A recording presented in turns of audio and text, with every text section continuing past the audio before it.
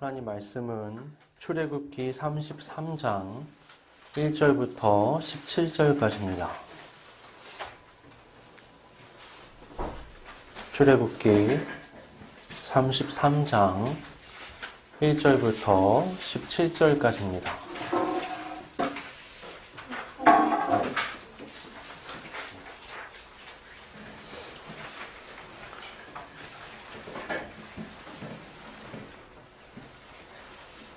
찾으신 줄 알고 봉독하겠습니다. 여호와께서 모세에게 이르시되 너는 내가 애굽 땅에서 인도하여 낸 백성과 함께 여기를 떠나서 내가 아브라함과 이삭과 야곱에게 맹세하여 내 자손에게 주기로 한 그 땅으로 올라가라. 내가 사자를 너보다 앞서 보내어 가나안 사람과 아모리 사람과 헷 사람과 브리스 사람과 히위 사람과 여부스 사람을 쫓아내고 너희를 젖과 꿀이 흐르는 땅에 이르게 하려니와 나는 너희와 함께 올라가지 아니하리니 너희는 목이 곧은 백성인즉 내가 길에서 너희를 진멸할까 염려함이니라 하시니 백성이 이 준엄한 말씀을 듣고 슬퍼하여 한 사람도 자기의 몸을 단장하지 아니하니 여호와께서 모세에게 이르시기를 이스라엘 자손에게 이르라 너희는 목이 곧은 백성인즉 내가 한순간이라도 너희 가운데 이르면 너희를 진멸하리니 너희는 장신구를 떼어내라. 그리하면 내가 너희에게 어떻게 할 것인지 정하겠노라 하셨습니다. 이스라엘 자손이 호렙산에서부터 그들의 장신구를 떼어내니라. 모세가 항상 장막을 취하여 진 밖에 쳐서 진과 멀리 떠나게 하고 회막이라 이름하니 여호와를 앙모하는 자는 다 진 바깥 회막으로 나아가며 모세가 회막으로 나아갈 때에는 백성이 다 일어나 자기 장막문에 서서 모세가 회막에 들어가기까지 바라보며 모세가 회막에 들어갈 때에 구름 기둥이 내려 회막 문에 서며 여호와께서 모세와 말씀하시니 모든 백성이 회막 문에 구름 기둥이 서 있는 것을 보고 다 일어나 각기 장막문에 서서 예배하며 사람이 자기의 친구와 얘기함 같이 여호와께서는 모세와 대면하여 말씀하시며 모세는 진으로 돌아오나 눈의 아들 젊은 수종자 여호수아는 회막을 떠나지 아니하니라.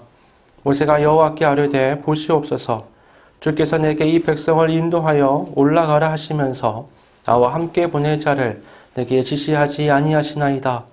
주께서 전에 말씀하시기를 나는 이름으로도 너를 알고 너도 내 앞에 은총을 입었다 하셨사온즉 내가 참으로 주의 목전에 은총을 입었사오면 원하건대 주의 길을 내게 보이사 내게 주를 알리시고 나로 주의 목전에 은총을 입게 하시며 이 족속을 주의 백성으로 여기소서. 여호와께서 이르시되 내가 친히 가리라. 내가 너를 쉬게 하리라. 모세가 여호와께 아뢰되 주께서 친히 가지 아니하시려거든 우리를 이곳에서 올려보내지 마옵소서.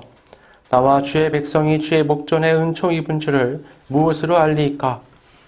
주께서 우리와 함께 행하심으로 나와 주의 백성을 천하 만민 중에 구별하심이 아니니이까? 여호와께서 모세에게 이르시되 내가 말하는 이 일도 내가 하리니 너는 내 목전에 은총을 입었고 내가 이름으로도 너를 알미니라. 아멘. 오늘은요 사순절 첫 번째 주일입니다. 사순절이라는 건 이 부활절을 기점으로 해서 40일 앞으로 거슬러 올라가서 지키는 절기예요.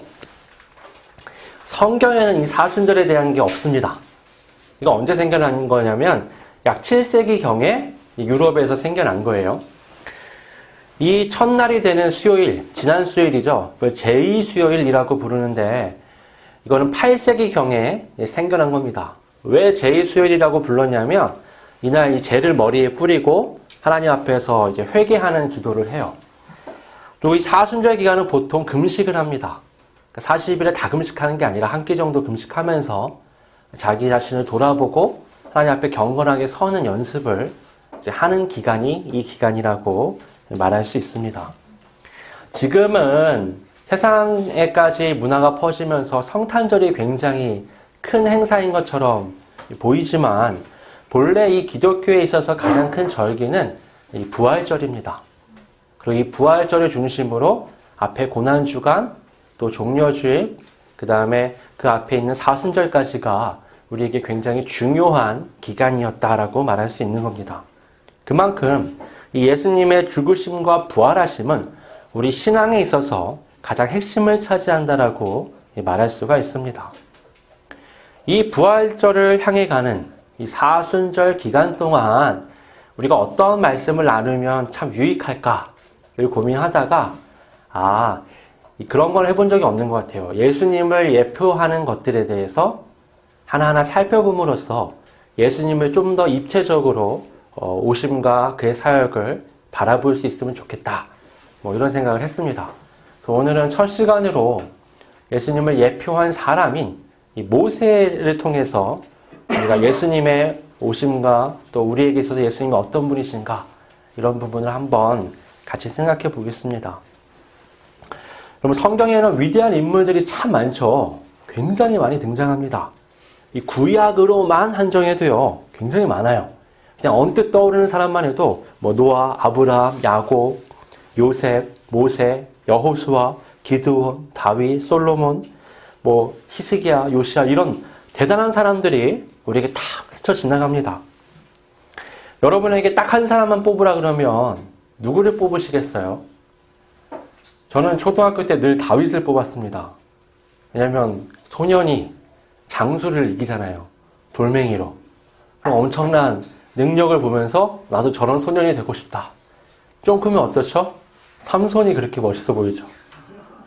좀 더 크면 솔로몬이 다 가졌어요.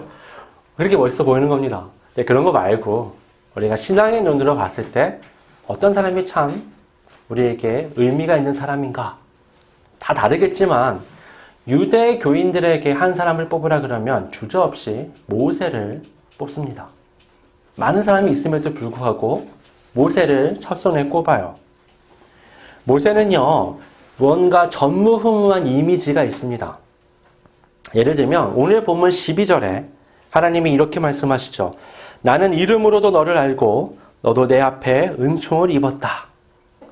여러분, 이 표현은요, 굉장히 특별한 겁니다. 내 앞에 은총을 입었다라는 표현은요, 모세 외에 노아에게만 주어졌던 말씀이에요. 성경 전체에서 두 사람에게만 주어진 말씀입니다. 나는 이름으로도 너를 안다. 이 말씀은요, 모세에게만 주어진 겁니다. 또 11절에 보면 하나님과 모세가 마치 친구처럼 대면해서 이야기를 나누었다 그러죠. 이것도 모세가 유일합니다. 여러분, 아무리 이름이 난 믿음의 사람들도요, 하나님을 대면해서 마주할 수가 없죠. 마주하더라도 어떻게 해요? 두렵고 떨림과 공포 가운데 하나님을 경외심으로 바라보며 그 앞에서 위축됩니다. 근데 지금 모세는 어떻다고요? 너무 친근하게, 친구처럼. 친구 같다는 게 어떤 거죠? 아주 편안하고 아주 일상적으로 그런 관계 속에서 하나님과 마주하며 대화를 했다라고 말씀하는 겁니다. 18절 이후를 보면 모세가 하나님께 영광을 보여달라고 할 때 하나님은 얼굴은 보여줄 수가 없다고 말씀을 하세요. 그런 걸 보면 하나님을 친구처럼 대면해서 만났다는 게 얼굴을 마주했던 건 아닌 것 같습니다. 하지만 그럼에도 누구도 따라할 수 없는 아주 독보적인 상황에서 이 모세가 하나님을 만났다는 건 우리가 확인할 수 있죠. 이 모세가 예수님을 예표한다고 할 때 보통 우리가 언뜻 떠올리는 건 출애굽 사건이죠. 애굽에 10가지 재앙이 내려져서 또 홍해를 가르시고 하나님 이스라엘을 구원하십니다. 그런데 사실 이 사건에서 모세는 예수님을 아주 똑같이 예표한다라고 말하기가 좀 어려워요. 왜냐하면 예수님은 모세처럼 막 재앙을 내리심으로써 우리를 구원하신 게 아니잖아요. 이스라엘 사람들이 기대했던 메시아는 사실 그런 거였죠. 예수님이 오셔서 저 썩은 것들을 다 벌하시고 저 우리를 압제하는 로마를 애국같이 벌하시고 우리를 구원하시길 원했는데 예수님은 거꾸로 그들에게 모함받으시고 그들에게 심판받으시고 그들의 폭력에 의해서 십자가에 죽임을 당하셨죠. 그러니까 그 부분에 있어서는 모세가 예수님을 예표한다고 말하기가 어려운 겁니다. 구원자로 오긴 했지만 오히려 그 사건에서는요, 10번째 재앙에 있었던 그 양, 모든 장자를 죽음으로 몰아넣었던 그날에 그 양의 고기를 먹고 피를 문설주에 바른 집은 하나님의 죽음의 사자가 피해갔던 그 사건에서 그들을 구원한 그 양이 바로 유월절 어린 양이 예수님을 상징한다, 예표한다라고 우리가 말할 수 있는 겁니다. 그러면 대체 모세는 어떤 면에서 예수 그리스도를 예표한다고 말할 수 있는 걸까요? 오늘 본문에 그것이 잘 드러나 있습니다. 이 앞장인 32장은 그 유명한 금송아지 사건을 기록하고 있습니다. 모세가 하나님께 십계명을 돌판에 받아올 때 이스라엘은 금을 모아서 송아지 상을 만들었죠. 불과 40일 전에 이 온 이스라엘이 하나님의 어떤 임재를 목격합니다. 거기다 그들을 대표하는 70명의 장로는 더 가까이 가서 아론과 모세와 함께 하나님을 더 가까이 체험합니다. 그런데 불과 40일 만에 그날에 맺어졌던 하나님의 임재와 하나님과의 관계에서의 계약이 다 깨져버립니다. 돌판에 새겨진 첫 번째 계명부터가 파괴돼 버린 거죠. 그들은 금송아지를 만들고 그것을 숭배했습니다. 그러면 그 하나님의 놀라운 역사를 경험했음에도 불구하고 왜 그들은 40일 만에 이런 짓을 저지른 것일까요? 이스라엘이 보니까 모세는 행방불명으로 보이는 겁니다. 이 사람은 찾을 수가 없어요. 죽었다고 확신할 수는 없지만 도저히 돌아올 기미가 보이지 않는 거죠. 그래서 이스라엘 사람이 아론을 찾아가서 압박하기 시작합니다. 우리를 인도할 신을 만들라. 이건요, 모세를 대신할 어떤 존재를 만들라라는 걸로 우리가 의미를 해석할 수 있습니다. 모든 이스라엘 백성들이 하나님의 임재를 경험했고 특히나 70명의 장로와 아론은 하나님을 훨씬 가까이에서 경험했지만 그럼에도 이스라엘은 모세라는 사람을 통해서 하나님의 말씀을 듣고 하나님의 뜻을 알며 하나님의 인도하심을 경험했습니다. 그러니까 그들에게 모세는요, 단순한 리더가 아니라 단순한 신앙 지도자가 아니라 하나님을 우리에게 나타내주는 도구였던 겁니다. 이스라엘은 그 역할을 대신할 만한 무언가가 필요했습니다. 그러면 왜 하필 송아지 형상이었는가? 이 고대 사회에서는요, 소라는 게 어떤 의미를 갖느냐? 소는 주권, 번성, 어떤 리더십, 힘, 이런 것들을 상징하는 게 소였습니다. 그래서 사람들은요, 소를 섬기는 게 아니라 자신이 섬기는 신을 우상으로 조각하면서 그 발판에 소를 새겨넣기도 했습니다. 그러니까 아주 이게 일반적인 문화였어요. 소라는 것이. 그러니까 지금 이스라엘 백성들은요, 소를 만들어 놓고 지금 그것이 하나님이라고 생각했느냐? 아무도 그렇게 생각하지 않았을 겁니다. 그들은 마치 우상의 발판인 것처럼 이 금송아지가 하나님이 머무시는 자리, 마치 법궤와 같은 역할을 하기를 바랬던 걸로 보입니다. 하지만 아무리 그럴싸한 핑계를 갖다 붙여도요, 이런 형상은 반드시 그 본래의 취지에서 벗어나기 마련입니다. 모든 우상은요, 그럴듯하게 포장을 하지만 가장 밑바닥엔 뭐가 있느냐? 나의 뜻대로 조종하기 위한 신이라는 이미지가, 개념이 담겨 있습니다. 이 32장 21절에 보면 이 돌아온 모세가 아론에게 이렇게 말합니다. 이 백성이 당신에게 어떻게 하였기에 당신이 그들을 큰 죄에 빠지게 하였느냐? 큰 죄라고 이제 표현되어 있잖아요. 이 큰 죄라는 건 이 고대 사회에서는 간음을 염두한 표현입니다. 딱 한정돼서. 이 성경에서도요, 동일하게 사용되는데 아비멜렉이 창세기 20장 9절에서 아브라함을 책망할 때, 또 창세기 39장 9절에서 요셉이 자기를 유혹하는 보디발의 아내를 책망할 때 이 큰 죄라는 표현이 사용됩니다. 여기서도 다 간음을 염두하고 사용되는 거예요. 마찬가지로 모세는 이스라엘 백성들이 아무리 그럴싸한 핑계를 갖다 대도 이 금송아지 상을 만들어 놓고 그것을 숭배했던 것을 간음의 간음과 같다라고 지금 말하는 겁니다. 하나님께서 자신을 우상으로 만들지 말라는 말씀을 돌에 새겨 넣으실 때 이스라엘은 금송아지를 만들어서 숭배하고 있었던 겁니다. 그 결과는요, 정말 처참합니다. 앞장인 32장 7절을 보면 하나님이 모세에게 이렇게 말씀하십니다. 너는 내려가라. 네가 애굽 땅에서 인도하여 낸 내 백성이 부패하였도다. 여러분, 하나님이요, 이스라엘을 내 백성이라고 안 하시고요, 모세한테 네 백성이라고 말씀하세요.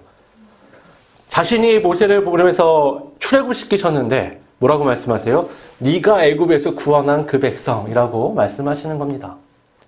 왜 아버지 어머니가 사이가 안 좋으면 니네 엄마, 니네 아빠 이렇게 뭔가 구분 짓잖아요. 둘이 결혼해서 애를 낳아놓고 애한테 니네 나하고는 상관없어 선을 확 긋는 거죠. 하나님이 지금 모세를 보내서 이스라엘을 애굽에서 구원해놓고 모세한테 선을 확 그으시는 거예요. 네 백성, 네가 애굽에서 이끌어낸 백성이라고 말씀하시는 겁니다. 이스라엘을 진멸하시려는 하나님의 그 분노 앞에서 모세는요, 자기 생명을 걸고 하나님께 용서를 구합니다. 그리고 하나님의 이스라엘을 진멸하시겠다는 그 심판의 메시지를 멈춰놓고 진영으로 돌아와서 이 금송아지를 갈아서 다 마시게 한 다음에 레위인들을 세워 그때 이 우상숭배에 아주 적극적으로 동참했던 3,000명의 사람들을 죽이게 합니다. 그러면 문제가 일단락된 것이냐? 이어지는 말씀이 오늘 본문인 거예요. 오늘 본문 1절부터 3절에 보시면 하나님이 모세에게 이스라엘 백성들을 이끌고 가나안 땅으로 향하라고 말씀하십니다. 거기다가 더해서 내가 사자를 먼저 보내서 그 앞길을 다 평탄하게 예비하겠다라고 말씀을 하십니다. 그러면 하나님은 다 용서하신 것이냐? 아니요. 그렇지 않습니다. 이어지는 말씀을 보면 하나님께서 덧붙이시죠. 나는 너네랑 같이 안 가겠다. 그 이유는 거룩하신 하나님께서 이스라엘 가운데 계시면 이스라엘이 반드시 죽임을 당할 것이 뻔하기 때문입니다. 그러면서 하나님은 이스라엘 백성을 가리켜서 목이 곧은 백성이라고 말씀하십니다. 이 목이 곧다는 거 언제 쓰는 표현이냐? 이 기르는 가축이 밭을 가는 소 같은 게 주인이 인도하는 것과는 다르게 움직이려고 막 뻗팅기는 거예요. 그런 걸 보고서 목이 곧다라고 표현했었습니다. 그런 것처럼 이스라엘도 하나님의 인도하심과는 다르게 자기들 멋대로 행동하는 자라는 겁니다. 하나님께서 함께 하시지 않겠다는 이 선언 때문에 온 이스라엘은요, 굉장히 크게 절망합니다. 누구도 가나안 땅을 향해 갈 채비를 전혀 하지 못합니다. 그 상태에서 그들은 모두 하나님의 말씀을 이제 기다리고 있었던 거죠. 5절을 보면요, 하나님께서 그럼 한번 생각해 보자 하고 말씀하시며 그들이 갖고 있는 장신구를 다 떼어내라고 말씀을 하십니다. 여러분, 이 장신구를 떼어내서 그들이 뭘 했느냐? 금송아지를 만들었죠. 만들고 여전히 그들은 남은 장신구를 하고 있었습니다. 그러니까 목걸이, 귀걸이, 반지 이런 것들이죠. 이 장신구들은요, 지금은 아름다움을 위한 것이지만 이 당시에는 아름다움보다는 이 신앙적인 것이 그 안에 의미가 담겨 있었습니다. 이 목걸이와 귀걸이에는요, 그들이 섬기는 신의 형상이 새겨져 있었습니다. 이것들은 그들이 출애굽할 때 애굽인들에게 다 받았던 겁니다. 이게 너무 역설적이지 않아요? 하나님께서 거짓 신들을 섬기는 애굽을 심판하시고 큰 권능으로 이스라엘을 건지셨는데 이스라엘은 그들이 준 우상이 새겨진 장신구를 가지고 나와서 하고 있는 겁니다. 이스라엘 백성들의 그 내면에 이 우상 숭배의 문화가 얼마나 뿌리 깊게 박혀 있었는지를 우리에게 보여주는 거죠. 모세가 사라지자마자 그들이 대신하기 위해서 만든 것이 금송아지였다는 게 이런 것들을 나타내는 겁니다. 모든 장신구를 떼어내기 시작한 이스라엘 백성들, 모든 장신구가 제거된 상태, 아무것도 달려있지 않은 상태에서 그들은 이제부터 40년 동안 광야에서 살아가게 됩니다. 그러면 하나님께서 이제 이스라엘 백성들을 용서하신 거냐? 그들이 회개했기 때문에 그들을 받아주신 거냐? 1절부터 5절까지 이어지는 내용들을 보면 그렇지 않습니다. 하나님이 여전히 선을 그으시며 이스라엘을 모세가 구원한 모세의 백성이라고 표현하십니다. 변한 게 별로 없어요. 묘한 기류가 지금 하나님과 모세, 이스라엘 사이에 계속 흐르는 겁니다. 하나님은 이스라엘과의 직접적인 관계를 거부하세요. 난 너네 잘 몰라. 그러면서 어떻게 해요? 이스라엘과의 관계는 모세라는 한 사람 때문에 모세에 대한 관심과 사랑이 이스라엘까지 확장되는 걸로 자꾸 표현하시는 거죠. 반면에 모세는요, 어떻게 해서든지 하나님과 자신의 관계에서 시작해서 그것을 이스라엘의 관계로까지 확장시키려고 계속 의도적으로 하나님께 말을 합니다. 13절에 이렇게 말하죠. 내가 참으로 주의 목전에 은총을 입어 싸우면 원하건대 주의 길을 내게 보이사 내게 주를 알리시고 나로 주의 목전에 은총을 입게 하시며, 여기까지 하나님과 나의 관계잖아요. 이 족속을 주의 백성으로 여기소서. 본인이란 자신이 징검다리가 돼서 하나님과 이 족속의 관계를, 백성의 관계를 이으려고 하는 겁니다. 그 노력에 대해서 하나님이 14절에 이렇게 말씀하십니다. 내가 친히 가리라. 내가 너를 쉬게 하리라. 그래, 네가 이끌어가는 이 이스라엘 백성들이 가는 그 가나안 땅 내가 같이 가줄게. 근데 네가 말하는 것처럼 이스라엘 백성들을 위해서가 아니라 너를 위해서, 너를 쉬게 하기 위해서, 너를 편하게 하기 위해서 내가 같이 가겠다라고 말씀하시는 거죠. 모세가 이어서 15절 16절에 이렇게 말합니다. 주께서 친히 가지 아니하시려거든 우리를 이곳에서 올려보내지 마옵소서. 우리라고 표현하죠. 이제 나와 주의 백성이 주의 목전에 은총을 입은 줄을 무엇으로 알릴까? 여기서도 주의 백성이라고 말하죠. 주께서 우리와 함께 우리 행하심으로 나와 주의 백성을 천하 만민 중에 구별하심이 아니니까. 계속해서 어떻죠? 나와 이 백성을 한 세트로 묶어서 하나님한테 어필을 계속하는 겁니다. 17절에 보면 하나님이 이렇게 말씀하세요. 네가 말하는 이 일도 내가 하리니 너는 내 목전에 은총을 입었고 내가 이름으로도 너를 알미니라. 여러분 보세요. 끝까지 하나님은 그래 너희라고 얘기하지 않으시죠. 끝까지 너라고 얘기하세요. 모세, 모세, 모세. 하나님은요, 분명히 모세의 청을 들어주시겠다고 말씀을 하십니다. 그러나 모세가 시도하는 것처럼 모세와 이스라엘 백성을 위해서가 아니라 모세를 위해서죠. 다시 말해서 모세만 없었으면 이스라엘 백성들은 벌써 멸망을 당했을 겁니다. 단 한 사람, 모세가 하나님과 이스라엘 백성 사이에 서서 간구하고 또 간구하기 때문에 하나님은 이스라엘을 심판하지 않으실 뿐만 아니라 그들과 함께 하시고 그들을 보호하시고 그들을 가나안 땅으로 인도하시겠다라고 말씀하시는 겁니다. 바로 이 중보자의 모습이 바로 모세가 예수 그리스도를 예표하는 이유입니다. 여러분 우리가요 믿음으로 구원을 받았다라고 말하죠. 근데 우리가 얼마나 뻔뻔한 사람들인지 아세요? 여러분요 믿음은요 아무 공로가 없는 거예요. 믿음이 뭐예요 대체? 여러분 우리가 그런 표현하죠. 난 차려진 밥상에 숟가락만 얹었습니다. 언제 그런 얘기를 해요? 그렇게 또 하고 이제 스포츠 선수가 엄청난 뭐 골을 넣거나 뭐 득점을 했을 때 영웅이 됐을 때 그 사람한테 스포트라이트가 집중되면 뭐라 그래요? 아 동료들이 다 차려놓은 밥상에 내가 있습니다. 아 우리 스태프가 감독과 우리 식구들이 다 해놓은 거에 나는 그냥 연기만 한 겁니다. 뭐 이런 식의 표현을 하잖아요. 믿음은요 그거보다 더 못한 거예요. 믿음은 아무것도 한 게 없어요. 아무것도요. 근데 우리는 어떻죠? 우리는 구원에 있어서 눈꽃만큼도 역할을 한 게 없는데 사람들은 자꾸만 믿음이 큰애 장래라고 얘기합니다. 우리가 이스라엘 사람들과 무엇이 다릅니까? 우리는 그 하나님의 부르심과 인도하심, 그 구원을 경험하면서도 반복적으로 불신하고 의심하고 불순종하죠. 우리가 뭐 대단한 신앙인들이라고 말할 수 있습니까? 하지만 그럼에도 하나님께서 우리와 함께 하시는 이유가 뭡니까? 하나뿐입니다. 예수 그리스도께서 우리의 중보자가 되시기 때문입니다.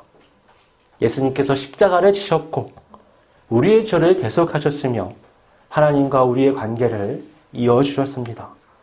우리가 하는 거라고는 그냥 믿는 것 뿐이죠.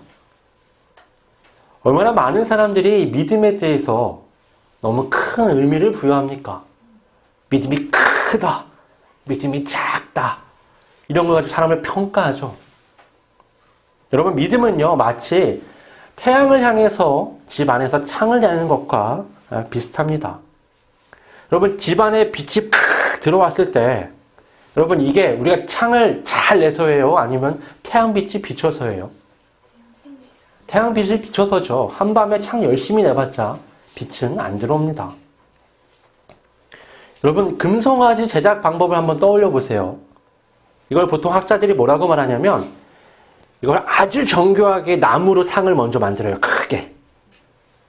그 다음에 그 위에 녹인 금을 입히는 겁니다. 이걸 누가 만들었죠? 아론이. 그럼 아론이 얼마나 정성 들여서 나무를 찾고 하나님의 발판에 맞는다고 깎고 새기고 마치 살아있는 소처럼 만들었을 거예요. 거기에다가 사람들이 열심히 금을 모아가지고 그걸 녹이고 그걸 입히는 작업까지 다 한 겁니다. 그러면 창을 낸다고 생각했을 때 이보다 더 크게 어떻게 내요? 훌륭하잖아요. 굉장한 노력을 했죠. 하지만 거기에 하나님께서 임하셨습니까? 그들의 바람대로? 아니죠. 하나님의 빛은 조금도 비추지 않았을 뿐만 아니라 오히려 하나님의 진노와 심판이 거기에 임했습니다. 하나님 앞에서 중요한 건요, 우리 믿음의 크기가 아닙니다.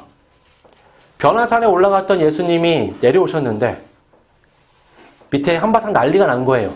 남아있던 제자들이 어떤 사람이 자기 자식이 귀신 들려 있으니까 그걸 호소하니까 자기들이 가가지고 귀신을 쫓아내려고 했습니다. 근데 잘 안 돼요. 예수님이 오시니까 그 아이의 부모가 가서 예수님께 다 이르는 거죠. 제자들이 이렇게 했는데 하나도 못하더이다. 예수님은 어떻게 해요? 가서 대신 쫓아내 주십니다. 그러니까 이제 제자들이 머쓱해졌잖아요. 예수님이 쫓아가면서 조용하게 묻는 겁니다. 우리는 어찌하여 쫓아내지 못했습니까? 그러니까 예수님이 말씀하세요. 너희 믿음이 작은 까닭이라. 진실로 너희에게 이르노니 만일 너희에게 믿음이 겨자씨 하나만큼만 있어도 이 산에 명하여 여기서 저기로 옮겨지라 하면 옮겨질 것이요 또 너희가 못할 것이 없으리라. 언뜻 보면 마치 예수님이 이 제자들이 겨자씨만한 믿음도 없어서 아무 일을 못했다라고 이제 핀잔을 주시는 것처럼 우리가 볼 수 있지만 사실은 그렇지 않습니다.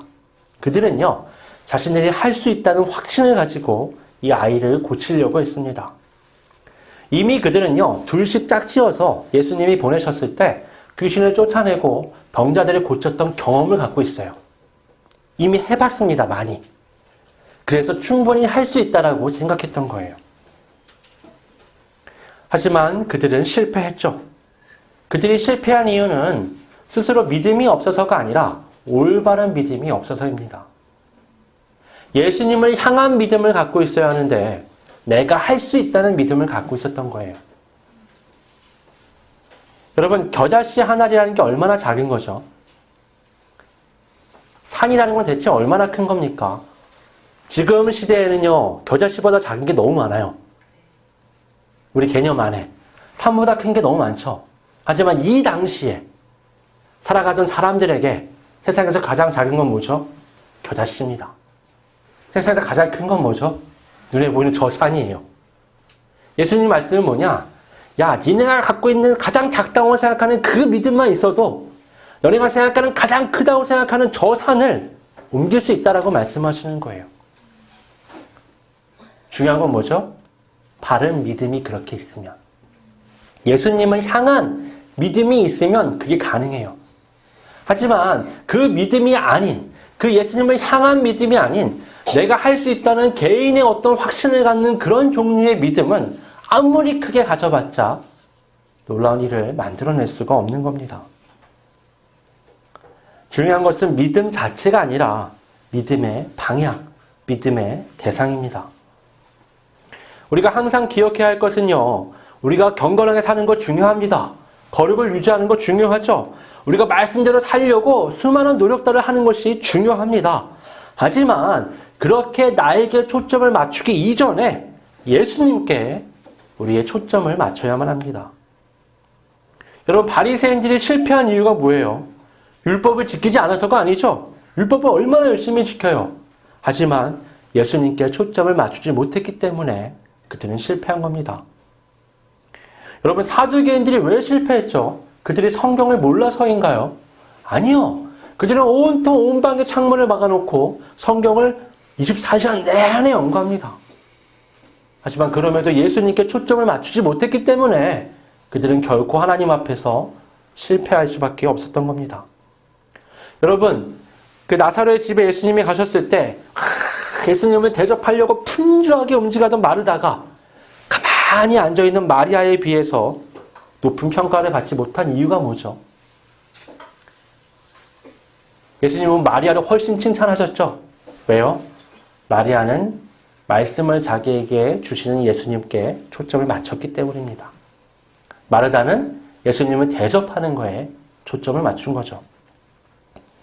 우리 신앙에 있어서는요, 그 무엇보다 예수님께 초점을 맞추는 삶의 노력들이 필요합니다.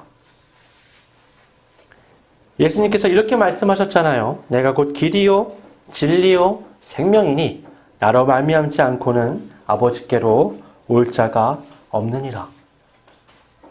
여러분, 이 사순절을 맞아서요, 우리는 예수님께 집중하는 훈련을 다시 한번 해야 합니다. 여러분, 모세도 엄청난 중보자잖아요. 근데 40년 뿐이에요. 우리 앞에는요, 영원한 중보자이신 예수께서 계시고 우리 안에 예수께서 다시 보내신 중보자이신 성령께서 우리 안에 내주하고 계십니다. 여러분, 예수님을 온전히 예수님으로 바라보는 것, 그 예수님을 통해서 하나님께 나아가는 것, 여기에 초점을 맞추고 이 사순절 기간을 잘 보내시기를 주님의 이름으로 축원합니다. 이 시간 같이, 이 시간 함께 말씀을 생각하면서 기도하겠습니다. 아버지 하나님, 우리 하나님과 우리의 관계 속에서 너무 많이 나에게 집중하며 살아갑니다. 하지만 우리의 구원이 나의 어떠함으로 주어진 게 전혀 아니라는 것을 오늘 한번 다시 확인했습니다. 오직 우리 주 예수 그리스도께서 나의 모든 죄를 짊어지셨기 때문에 내가 죄와 사망의 권세에서 벗어날 뿐만 아니라 하나님 앞에 자녀로 설 수 있음을 다시 한번 깨달았습니다. 그 모든 것에 나의 공로가 전혀 없음을, 나의 어떠함이란 내가 아무리 노력해도, 내가 아무리 온전하려고 해도 하나님의 진노와 심판 외에는 불러올 것이 없음을 또 한 번 깨달았습니다. 그래요, 믿음으로만 우리 주 예수 그리스도 안에서 하나님 앞에 나아갑니다. 오직 의인은 믿음으로 믿음에 이른다고 말씀하신 그 성경의 말씀을 따라 우리도 믿음에서 믿음으로 나아갑니다. 오직 믿음으로만 하나님 앞에 섭니다. 이 사순절 기간 우리의 중보자 되신, 우리의 영원한 중보자이신 우리 주 예수 그리스도에게 감격하고 감사하며 집중하기를 소원합니다. 주여, 우리의 신앙에 있어서 그 어떠한 것이 의미를 갖지 않고 오직 예수 그리스도만이 100%의 의미를 갖는 진정한 신앙인의 삶을 살아갈 수 있도록 주님 이끌어 주시옵소서. 그래, 우리를 과대평가하지도 않고 또 거꾸로 우리를 너무나 과소평가하거나 이 신앙의 길에 있어서 죄책감을 갖는 것이 아니라 오직 그리스도 예수 안에서 참 자유를 얻으며 그리스도 예수 안에서 참 믿음 가운데 참 신앙의 길을 걸어갈 수 있도록 성령님 붙들어 주시고 인도하여 주시옵소서.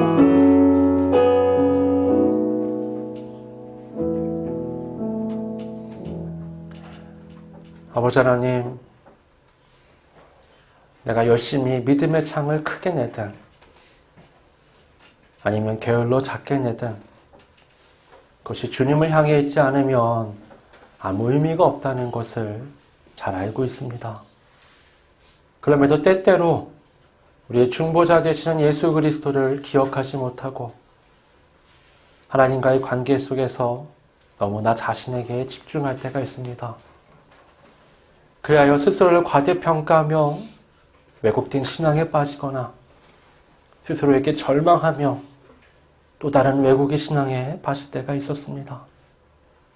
오늘 다시금 우리의 유일한 중보자 되시는 예수 그리스도께 초점을 맞춥니다. 오직 단 한 가지 믿음을 가지고 예수 그리스도를 통해 아버지 하나님께 나아갑니다. 주님, 이 사순절 우리의 중보자이신 예수님께 모든 초점을 맞추고 아버지 하나님 앞에 서서 나아가는 우리의 신앙이 놀랍도록 회복되는 기간이 될 수 있도록 성령께서 역사하여 주시옵소서. 거룩하신 예수님의 이름으로 기도드립니다. 광고 말씀